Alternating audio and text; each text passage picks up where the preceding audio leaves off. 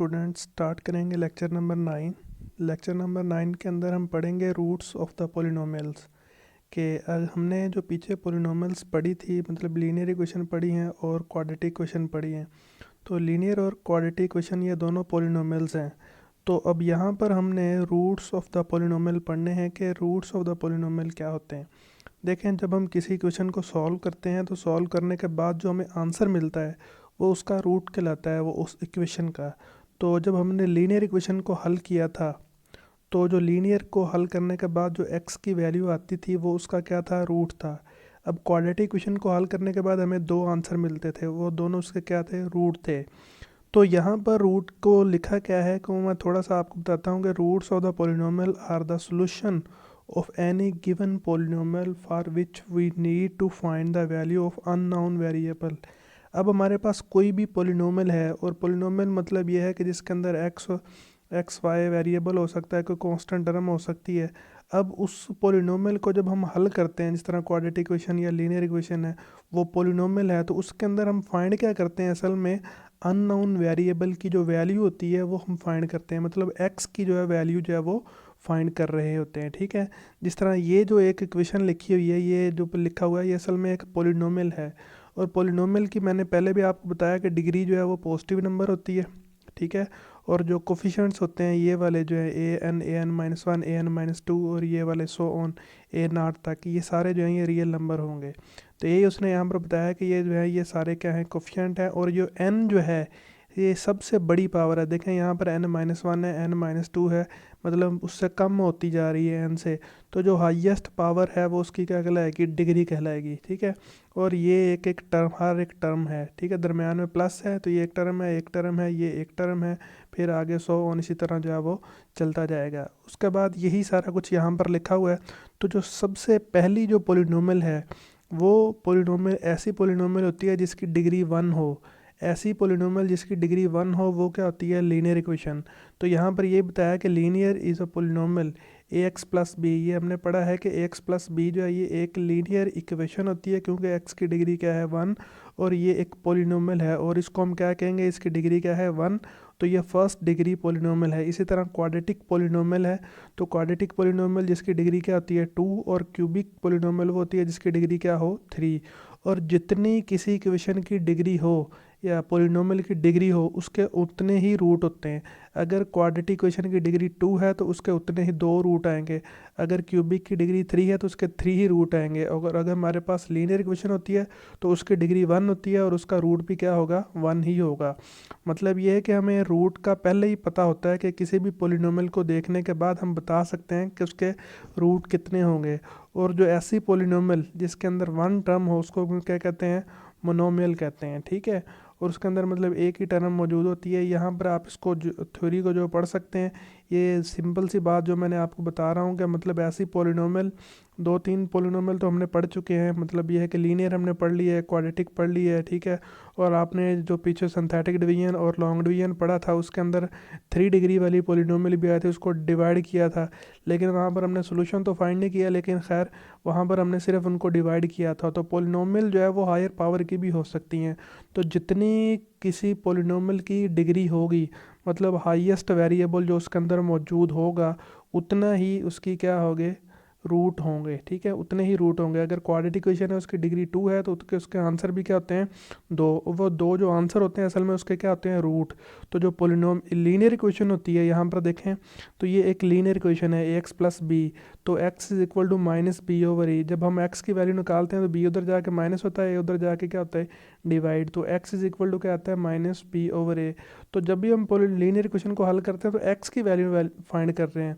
तो ये हमारे पास माइनस बी ओवर ए, इस x का क्या है, x इस यहाँ पर आया माइनस बी ओवर ए। तो ये माइनस बी ओवर ए क्या है, रूट है, किसका रूट है, लीनियर इक्वेशन का, ठीक है। इसी तरह क्वाड्रेटिक इक्वेशन है, क्वाड्रेटिक इक्वेशन को जब हल करते हैं तो इसका 2 आंसर आते हैं। और वो आपने क्वाड्रेटिक फार्मूले से, ये जो फार्मूला है क्वाड्रेटिक फार्मूला, ये आप पीछे इसको हल भी हमने किया था इस क्वाड्रेटिक फार्मूले की मदद से क्वाड्रेटिक इक्वेशन को। तो आपने देखा था कि वहाँ पर हमारे पास 2 रूट आते थे। तो उन दोनों रूट्स को हमने क्या कहा था, मतलब क्वाड्रेटिक इक्वेशन 2 थी इसकी पावर, तो उसके रूट भी क्या आते थे, 2 ही रूट आते थे, तो मतलब उसके आंसर जो है वो क्या थे, 2 थे। तो हम यहाँ पर अगर इसकी 3 मतलब पावर हो गई किसी पोलिनोमियल की, तो उसके रूट्स भी कितने होंगे, 3 होंगे। तो ये तो था कि मतलब पोलिनोमियल और उसके रूट्स क्या होते हैं।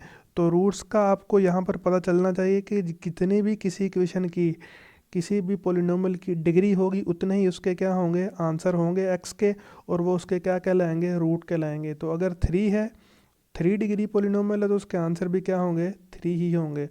उसको हल करने का जो तरीकाकार जो है वो डिफरेंट है। लीनियर इक्वेशन को किसी और तरीके से हल करते हैं, क्वाड्रेटिक इक्वेशन को किसी और तरीके से हल करते हैं, ठीक है। इसी तरह आगे जाके जो है वो हम इनके जो है वो मुख्तलिफ क्यूबिक इक्वेशन को अगर आती है, उसके बाद अगर बाई क्वाड्रेटिक आती है, 4 जिसकी डिग्री होती है, और क्यूबिक की 3 होती है, उसको हल करने के मुख्तलिफ मेथड्स जो हैं वो हमने देखे थे। सिंथेटिक डिवीजन के अंदर भी आपने देखा था, सिंथेटिक डिवीजन के अंदर जब आपने हल किया था, तो ये हायर डिग्री को हल करना आपने वहाँ पर देखा था कि मतलब सिंथेटिक डिवीजन है कोई ऐसी इक्वेशन को सॉल्व करते हैं सिंथेटिक डिवीजन से जिसकी डिग्री जो है वो आप क्वाड्रेटिक मतलब 2 से ज़्यादा हो, ठीक है। तो उसको हम आसानी से सिंथेटिक डिवीजन की मदद से उसके जो है रूट जो है वो फाइंड कर सकते हैं, ठीक है। अच्छा, तो हम आगे चलते हैं। अब यहाँ पर हमने जो पढ़ना है, असल हमारा जो टॉपिक है वो है rational roots of the polynomial. यहाँ पर लिखा हुआ है कि रैशनल रूट टेस्ट, लेकिन हम यहाँ पर फाइंड क्या कर रहे हैं, rational root of the polynomial. Polynomial जो होती हैं उनके मुख्तलिफ मतलब रूट्स होते हैं, आंसर होते हैं, ठीक है। अच्छा, उनमें से जो कुछ आंसर ऐसे हैं जिसको हम क्या कहते हैं, रैशनल रूट्स। कुछ आंसर मतलब कुछ रूट्स ऐसे हैं जो क्या हैं, रैशनल रूट्स। और हमने यहाँ पर फाइंड क्या करना है, रैशनल रूट्स फाइंड करने हैं। कि अगर आपको कोई भी इक्वेशन दे दी जाए, कोई भी पोलिनोमियल दे दिया जाए, तो उसका जो है वो रैशनल रूट्स जो है वो क्या होंगे, ठीक है। तो रैशनल रूट्स होते क्या हैं, the rational roots test is also known as the zero theorem. तो इसको हम क्या कहते हैं, ज़ीरोस थ्योरम भी कहा जाता है, ठीक है। इसके अंदर क्या कहते हैं, allow us to find the all possible rational roots of the polynomial. Rational root test हमें मदद करता है कि इसके जितने भी पॉसिबल रैशनल रूट्स होते हैं वो हम फाइंड कर सकते हैं। और रैशनल आपको पता है जो पी ओवर क्यू की फॉर्म में लिखे जा सकें, ठीक है। तो रैशनल और रैशनल का हमने पढ़ा था पीछे, ठीक है, नंबर्स के बारे में। तो यहाँ पर भी यही है कि रैशनल रूट फाइंड करें। रूट का मतलब ये है कि आंसर फाइंड करना है, ठीक है। किसका आंसर फाइंड करना है, जो हमें पोलिनोमियल दी गई होगी। तो उसको हल करने के लिए, रैशनल रूट फाइंड करने के लिए मेन जो चीज़ आपके जहन में होनी चाहिए वो ये है कि key ideas of the rational root test is.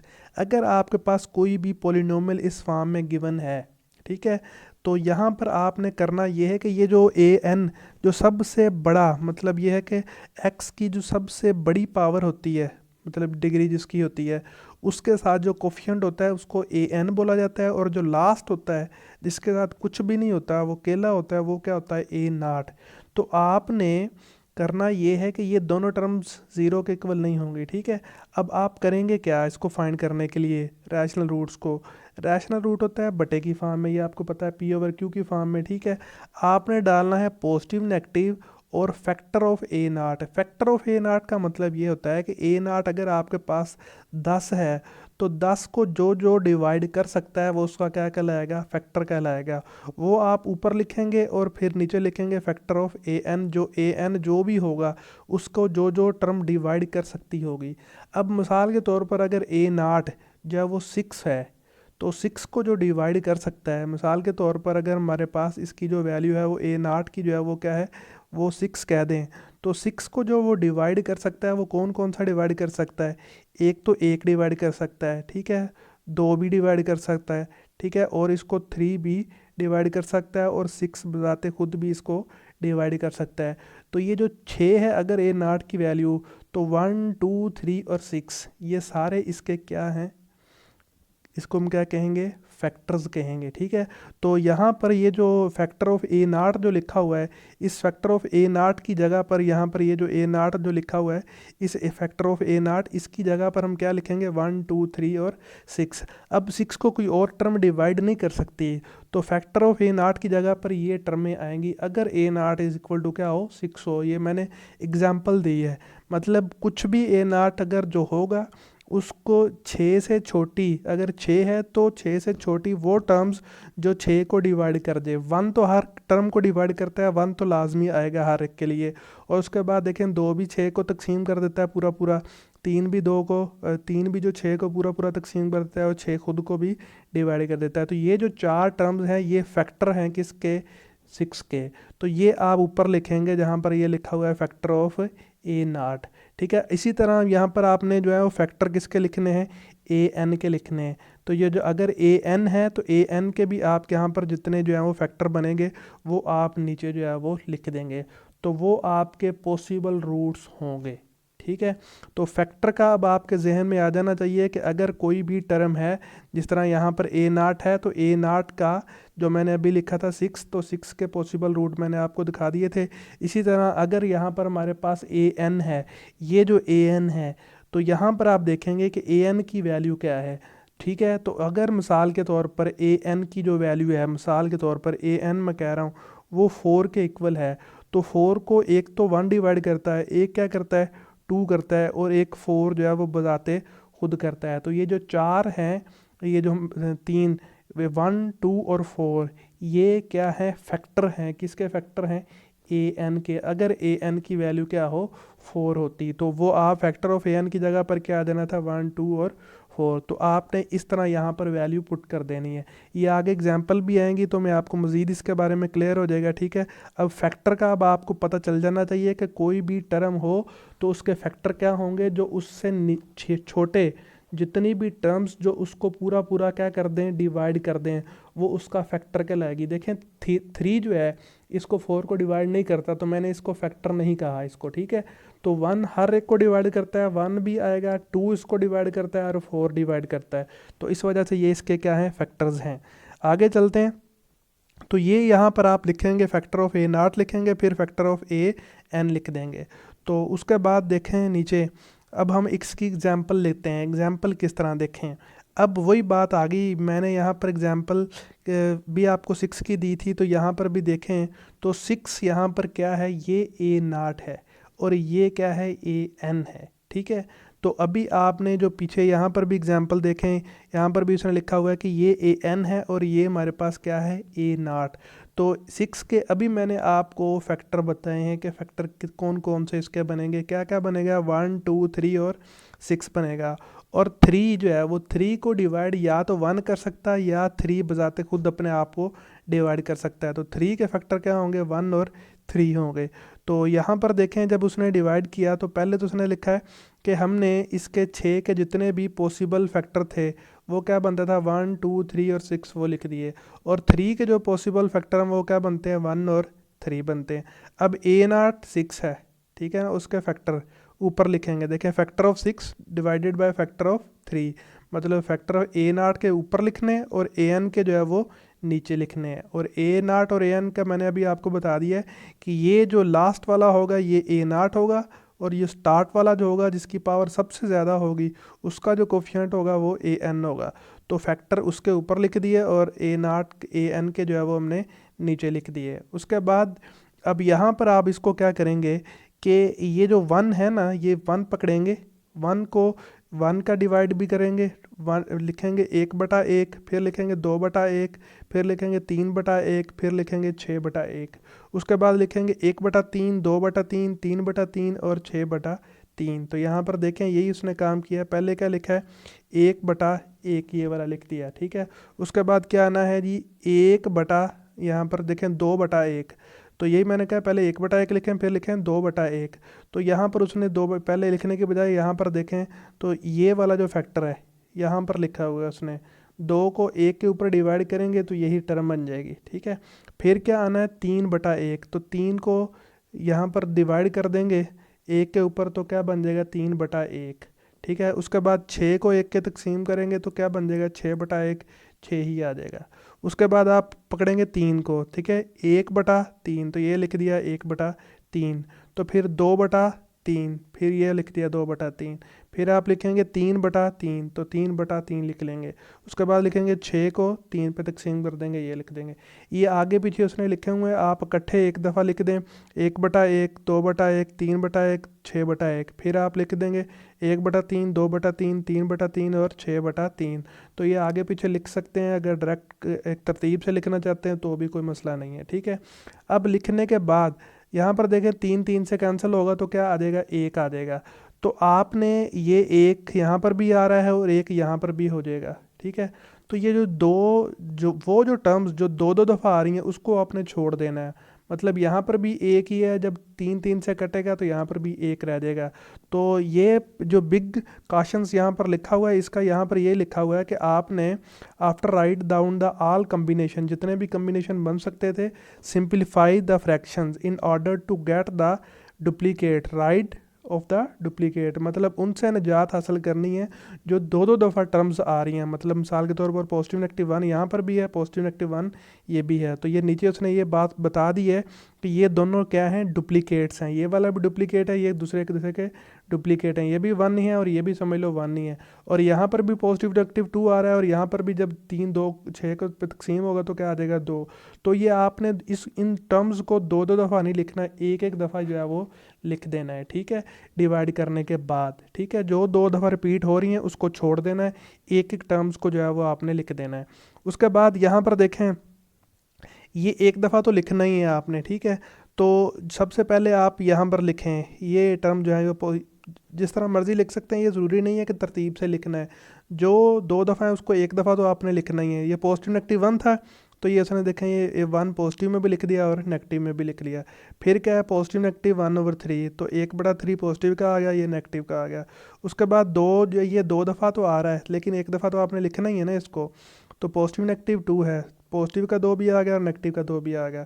फिर 2/3 है तो पॉजिटिव का 2/3 भी आ गया, नेगेटिव का 2/3 भी आ गया, ठीक है। इसी तरह आप जो है पॉजिटिव 3 नेगेटिव 3 भी लिख देंगे और पॉजिटिव 6 और नेगेटिव 6 भी लिख देंगे, ठीक है। ये 6/1 लिख दें, ये 6 ही आना है, ठीक है। तो ये आप सारे जितने भी पॉसिबल थे, अब ये जो है ये रैशनल रूट नहीं है, ये सारे क्या हैं, पॉसिबल हैं, ठीक है ना, पॉसिबल रैशनल रूट्स हैं।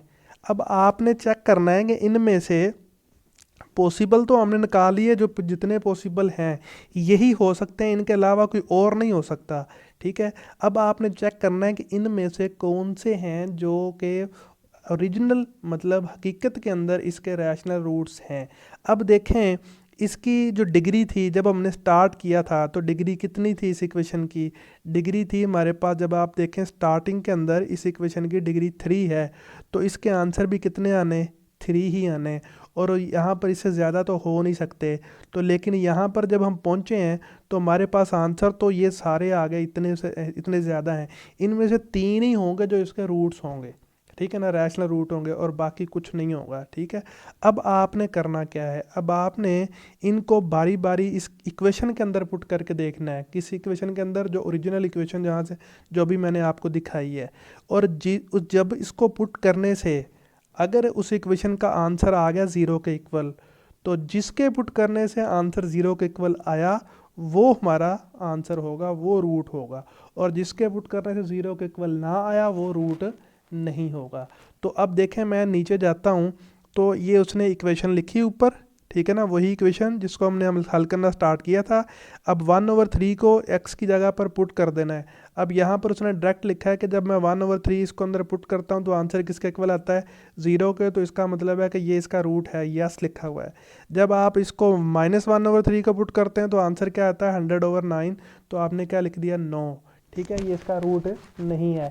तो यहाँ पर मैंने सिर्फ मतलब पुट करने के बाद डायरेक्ट आंसर लिखे हुए हैं। आप इसको पुट करने के बाद आंसर निकालेंगे तो क्या आएगा, 100/9 आएगा। या कैलकुलेटर के अंदर इसको सेव कर लें और ये फंक्शन दें तो आपके पास क्या आ जाएगा, 100/9। या आप x की जगह पर भी -1/3 पुट करें, इस x की जगह पर भी -1/3 और इस x की जगह पर भी -1/3 और उसको सिंप्लीफाई करें तो आपके पास आंसर क्या आएगा, 100/9। तो ये 0 तो नहीं आया, इसका मतलब इसका आंसर जो है ये भी क्या है, 9, ये हमारा नहीं है आंसर, ठीक है। इसी तरह जब ये 2/3 पुट करते हैं इसके अंदर तो भी आंसर जो है वो 0 नहीं आता, तो ये भी हम यहाँ पर लिख देंगे 9। तो ये जितने भी आप देखें पुट कर रहे हैं आंसर 0 के इक्वल नहीं आ रहा, तो सभी की जगह पर उसने क्या लिखा हुआ है, नो लिखा हुआ है। तो यहाँ पर देखें ये जब -2 पुट करता है तो भी आंसर 0 आता है, और 3 पुट करता है तब भी आंसर 0। तो यहाँ पर दोनों की जगह पर यस लिखा है, मतलब ये हमारा रूट है। इसी तरह जब हम नीचे चलते हैं तो नीचे चलने के बाद यहाँ पर देखें तो यहाँ पर भी क्या लिखा हुआ है, नो। वजह यह है कि यहाँ पर आंसर 0 के इक्वल नहीं आ रहा। तो ये देखें 3 ही आए हैं जिनके पुट करने से आंसर जो है वो क्या लिखा हुआ है, यस लिखा हुआ है। तो ये हमारे 3 ही आंसर, मैंने पहले बोला था 3 ही आंसर होंगे। तो हम यहाँ पर क्या लिख देंगे कि ये जो इक्वेशन है इसके जो पॉसिबल रैशनल रूट हैं वो क्या है, 1/3 है और -2 है और 3 है। तो यही हमने निकालने थे, क्योंकि पावर कितनी है उसकी 3 है, तो आंसर भी कितने आए, 3 ही आए। तो ये इसके रूट हैं जो हमने निकाले थे, वो पॉसिबल रूट थे। अब हमें पता नहीं था कि ये वाकई ऐसे हैं, मतलब इनके अलावा कोई और हो नहीं सकता था। तो उनमें से 3 ही ऐसे हैं जो इसके क्या है, रैशनल रूट। और वो कैसे पता चला, इक्वेशन के अंदर पुट करने के बाद आपको पता चला। ठीक है, इसी तरह आगे चलते हैं। ये ग्राफ है, ग्राफ आप इसका बना हुआ है वो आप देख लें अगर देखना चाहें तो, अदरवाइज मसला नहीं है। यहाँ पर देखें पहले 1/3 के ऊपर और टिक लगा हुआ है, ठीक है, और यहाँ पर जो है वो 3 के ऊपर है, ये -2 जो आंसर आए थे उसके ऊपर लाइन लगी हुई है, सीधा सीधा ग्राफ इसका। ये खैर छोड़ दें, ये आपके फ़िलहाल जब हम ग्राफ और फंक्शन पढ़ेंगे तब हम इसको बताएंगे। इसी तरह हम यहाँ पर देखें पावर क्या है 5, यहाँ पर क्या है 4 और यहाँ पर क्या है 2। ठीक है, माइनस का 2 है, तो आप -2 है, इसके जितने भी -2 को जो डिवाइड कर सकता है वो कौन कौन है जो -2 को डिवाइड कर सकता है। एक तो है बजाते खुद एक है, ठीक है, मैंने कहा था एक, इसको डिवाइड हर एक को करता है। ठीक है, पॉजिटिव नेगेटिव 1 लगाएंगे, एक का लगाएंगे पॉजिटिव नेगेटिव 2 जो है इसको डिवाइड करेगा। तो इसके जो है पॉसिबल फैक्टर जो है वो क्या बन जाएगा, पॉजिटिव नेगेटिव 1, ठीक है, ये वाला, और पॉजिटिव नेगेटिव 2 बन जाएगा। इसी तरह 4 है तो इसके जो है वो क्या बनेंगे, पॉजिटिव नेगेटिव 1, पॉजिटिव नेगेटिव 2 और पॉजिटिव नेगेटिव 4, यही इसको डिवाइड करते हैं। तो ये देखें पॉजिटिव नेगेटिव 1 और पॉजिटिव नेगेटिव 2 ऊपर लिखा, और पॉजिटिव नेगेटिव जो है सारे जितने an के थे जो है वो नीचे लिख दिए। इसी तरह आप जितने इसके सेट बन सकते थे, तो अब देखें इसको इसके ऊपर पहले डिवाइड किया, फिर इसको इसके ऊपर डिवाइड किया, फिर इसको इसके ऊपर डिवाइड किया, फिर इसको जो है वो इसके, ये जितने भी इसके पॉसिबल सेट थे वो हमने बना दिए जिस तरह मैंने आपको पीछे बताया है। ठीक है, उसके बाद ये इसके जो है डिवाइड करने के बाद जो है मैंने कहा था कि जो सिमिलर होंगे उसको नहीं लिखना। ठीक है, मतलब 2 दफ़ा नहीं लिखना। ये देखें जब कटेगा तो ये सिमिलर हो जाएगा, ये वाला और ये वाला। ठीक है, तो जो सिमिलर होंगे उसको आप नहीं लिखेंगे, ये वाला और ये वाला जो है ये सिमिलर हो जाने। तो ये दो टर्म जो 2 दफ़ा आ रही हैं उसको नहीं छोड़ देने के बाद ये हमारे पास जो है वो आंसर बनेंगे। क्योंकि यहाँ पर देखें जब 2 4 को कैंसिल करेगा तो 1/2 आएगा, यहाँ पर भी 1/2 पहले ही मौजूद है। जब 2 से कैंसिल होगा तो यहाँ पर भी 1 है, यहाँ पर भी क्या है 1 ही बन जाएगा। तो जो हमारे आंसर बने पॉसिबल वो ये है। अब आपने इनको क्या करना है, उसने खोल के इसको लिख दिया, पॉजिटिव का 1/4, नेगेटिव का 1/2, 1/2, -1/2, 1 -1 2 -2। अब बारी बारी आपने इस फंक्शन के अंदर पुट करना है। उसने सिर्फ वही पुट किए हैं जिनके पुट करने से आंसर किसके इक्वल आया है, 0 के इक्वल आया है। देखें हम यहाँ पर मैंने आपको बताया था पीछे, तो यहाँ पर पुट भी किया हुआ है। पुट करने के बाद आंसर किसके इक्वल आ रहा है, 0 के।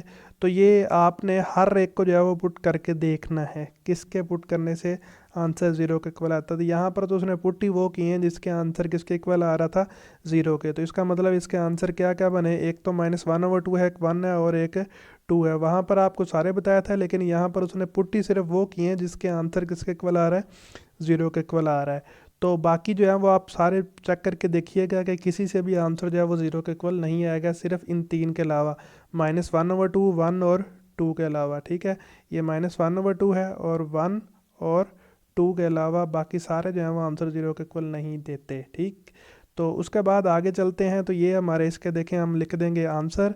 तो अब ये देखें डिग्री इसकी 5 थी, आंसर 3 है। अब आप कहेंगे भाई इसकी डिग्री, तो ये मैंने आपको बेल के यहाँ पर पहले भी बोला था कि ये इसके रैशनल रूट हैं, टोटल रूट नहीं है। ठीक है, रैशनल रूट और रूट के अंदर फ़र्क है। रैशनल रूट्स हमारे पास 3 हैं, ठीक है, और जो इर्रेशनल रूट्स हैं वो मतलब इसके अलावा टोटल इसके आंसर 5 ही आएंगे, लेकिन रैशनल रूट जो हैं वो सिर्फ इसके कितने हैं, वो 3 ही आएंगे। ठीक है, उसके बाद इसका ग्राफ दिखाया गया है। ग्राफ के बाद आगे चलते हैं।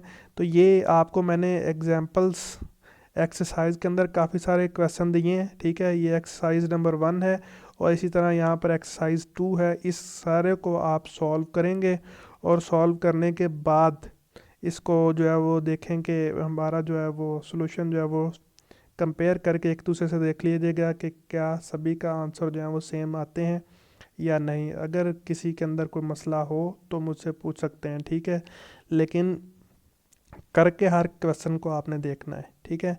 तो ये दो आपको मैंने ऊपर बता दिए हैं, ग्राफ आपने नहीं बनाना, सिंपल सी टेक्निक है। और यहाँ पर तो सिर्फ उसने 3 ही को पुट किया था और आंसर जो है वो 0 के इक्वल जिनका आ रहा था उन्हीं को पुट किया था, लेकिन आप सभी को पुट करके देखेंगे और देखेंगे कि कौन सा रैशनल रूट है और कौन सा रैशनल रूट्स नहीं है, ठीक है जी।